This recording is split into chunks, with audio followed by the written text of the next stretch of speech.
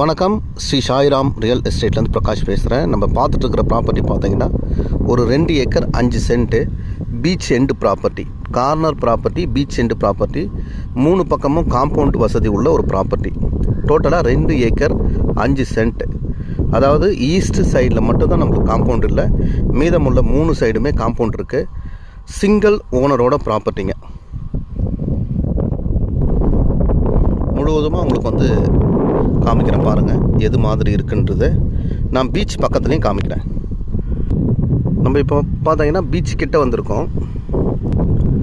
Beach தெரியுதான்றதை பாருங்கள்.